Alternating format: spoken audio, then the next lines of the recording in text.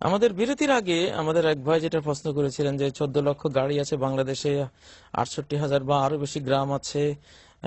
এই এই গোটা দেশ জুড়ে বিভিন্ন দুর্নীতি, গুম, চাঁদাবাজি, হত্যা, দুর্নীতি, চাঁদাবাজি। অপহরণ ইত্যাদি ইত্যাদি এগুলো হচ্ছে।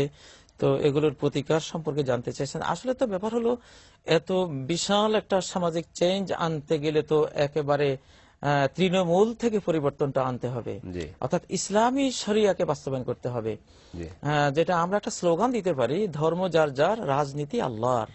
জি ধর্ম যার যার। আসলে রসুল সাল্লাম যে রাষ্ট্র তৈরি করেছিলেন, চার খলিফার আবু বকর, ওমর, ওসমান, আলীরা যেই জি রাষ্ট্র তৈরি করেছিলেন, সেখানে তো হিন্দু ছিল, বৌদ্ধ ছিল, খ্রিস্টান ছিল, ইহুদি ছিল, জি সবাই নিজ নিজ আবাদত তারা করতে পেরেছিল। কিন্তু রাষ্ট্রীয় আইনের ক্ষেত্রে সবাই ছিল ইসলামী ইসলামী আইন রাজনীতি, আওতায়। সমাজনীতি, রাষ্ট্রনীতির অধীন।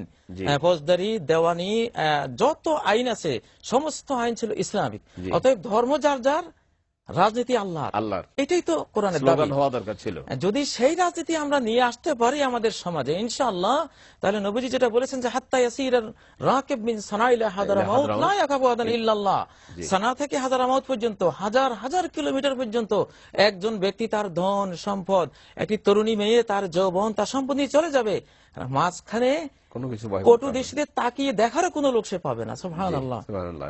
তো এমন নিরাপত্তা তো আসতে পারে শুধু ইসলামী রাজনীতির মাধ্যমে। জি আল্লাহর রাজনীতিতে যখন রাষ্ট্রীয় ব্যক্তিবর্গ রাজনীতি করবেন, জি তখন আল্লাহর ভয়ে কখনো তারা বা তাদের সঙ্গীরা জনগোষ্ঠীর উপরে জুলুম করার সাহস পাবেন না।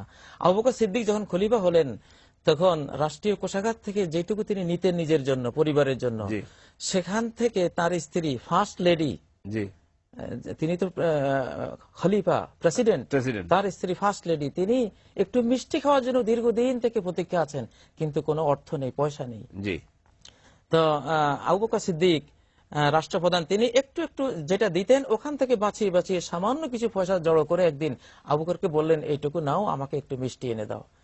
আবু বকর আল্লাহ বললেন, তুমি এইটুকু পয়সা কোথায় পেয়েছো? বললেন যে তুমি যা দাও প্রতিদিন, সেখান থেকে কিছু বাঁচিয়ে বাঁচিয়ে এইটুকু আমি জড়ো করেছি। আবু বকর বললেন, সুবহানাল্লাহ, তাহলে তো আমি রাষ্ট্রীয় কোষাগার থেকে এইটুকু বেশি নিয়েছি, এটা তো আল্লাহ আমার জন্য হালাল হবে না। এই কথা বলে তিনি ওই পয়সাগুলো রাষ্ট্রীয় কোষাগারে জমা দিয়ে জমা দিয়েছেন। দিয়ে দিয়েছেন। ইসলামী রাজনীতি পারে এমন রাষ্ট্রপ্রধান উপহার দিতে।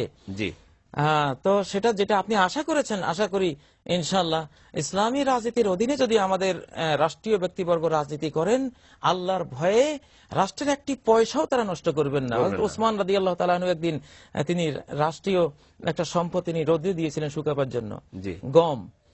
পিঁপড়া গম নিয়ে যাচ্ছে, পিঁপড়ার মুখ থেকে তিনি টেনে টেনে আনছেন।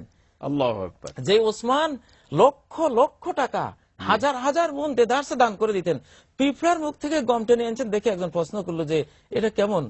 বলেন যে এটা রাষ্ট্রীয় সম্পদ, এটা আল্লাহ আমাকে আল্লাহর কাছে জবাবদিহি করতে হবে। আল্লাহু সুবহানাল্লাহ। আকবার, সুবহানাল্লাহ। তো আসলে এই জন্যই ইসলামের কোনো বিকল্প নেই। বিকল্প নেই। যাই হোক, তিনি মানে ভালো আপনার প্রশ্ন কথার সাথে করেছেন। একটা কথা মনে পড়ে গেল। অনেকে প্রশ্ন করে যে ইসলামের রাজনীতি আছে কিনা, বরং প্রশ্নটা তো করা দরকার ছিল ইসলাম ছাড়া কোনো রাজনীতি বৈধ কিনা। ইসলামের চাইতে সুন্দর কোন রাজনীতি পৃথিবীতে আছে কিনা? নেই। না, ইসলাম ছাড়া কোনো রাজনীতি বৈধই নয়। বৈধ হয় নয়। কোরআন ও সুন্নাহর দৃষ্টিকোণ হলো ধর্ম যার যার, রাজনীতি আল্লাহর। বিশ্বকে ন্যায় নীতি দিতে হলে, মানুষকে শান্তি দিতে হলে, ন্যায় বিচার পেতে হলে, শাসকরা আল্লাহওয়ালা, আল্লাহ ভীরু হয়ে জনগোষ্ঠীর উপর জুলুম করবে না, জি এমন শাসক তৈরি করতে হলে আল্লাহর বিধানের কোনো ইসলামের বিকল্প নাই। বিকল্প কোনো কিছু নেই।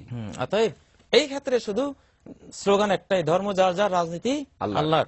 এই বিষয়ে আরো অনেক কথা আছে, ইনশাআল্লাহ আমরা পরে বলবো।